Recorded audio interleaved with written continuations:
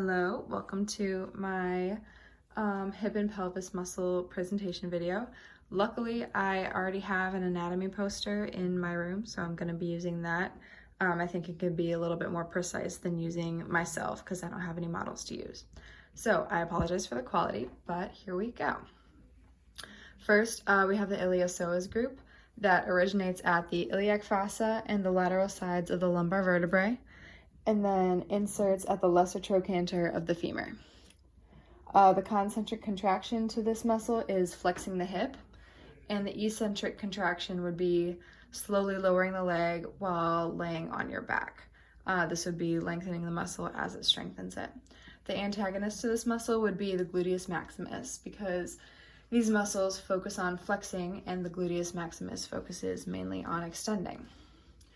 The second muscle is our tensor fasciae latae that originates at the anterior superior iliac spine and then inserts along the iliotibial tract into the actual tibia. It's a very long muscle. The concentric contraction would be to flex the femur and do abduction, abduction, and then the eccentric contraction would be a deduction.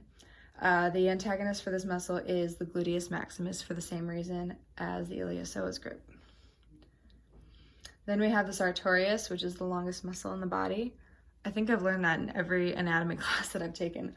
But it starts at the anterior superior iliac spine, so similar spot, and then it inserts at the upper end of the subcutaneous surface of the tibia.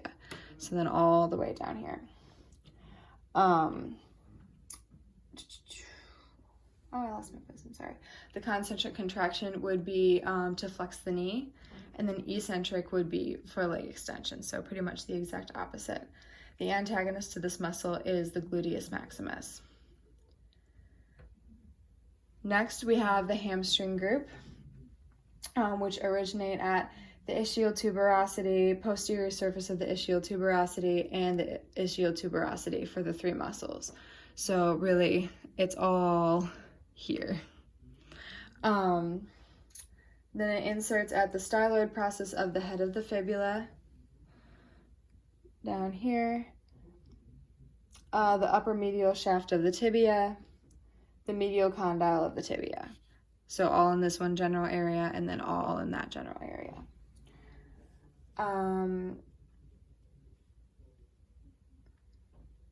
Sorry, I keep losing my place on my notes. The concentric contraction of this is, once again, knee flexion, and the eccentric contraction is knee extension, but having resistance against that.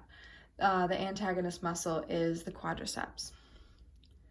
Number 5, the gluteus maximus. It originates at the posterior inferior surface of the sacrum, and then inserts at the gluteal tuberosity of the femur. So that's that guy. Can you see? Oh, sorry. The concentric contraction of this is to extend the hip, so you could by like doing leg extensions. The eccentric contraction would be to flex the hip, and then the antagonist of this is the iliopsoas group.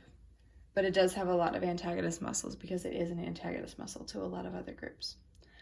Then we have the gluteus medius, which originates at the anterior gluteal surface of the ilium, anterior gluteal surface, and then it inserts at the gluteal tuberosity of the femur, down here. The concentric contraction of this is hip abduction, and the eccentric contraction of this is a deduction, and the antagonist would be the iliopsoas group once again. Then we have the hip adductor group, which it originates at the superior ramus of the pubis, and then they insert along the femoral shaft. The concentric contraction of this is a deduction, and the eccentric is a abduction. The antagonist would be the gluteus medius. Number 8 is the rectus femoris, which originates at the anterior inferior iliac spine. And then it inserts at the tibial tuberosity.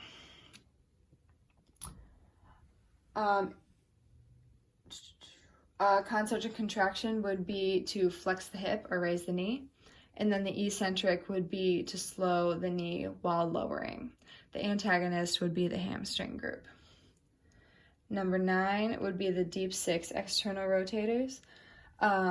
They originate at the obturator foramen and the ischial tuberosity.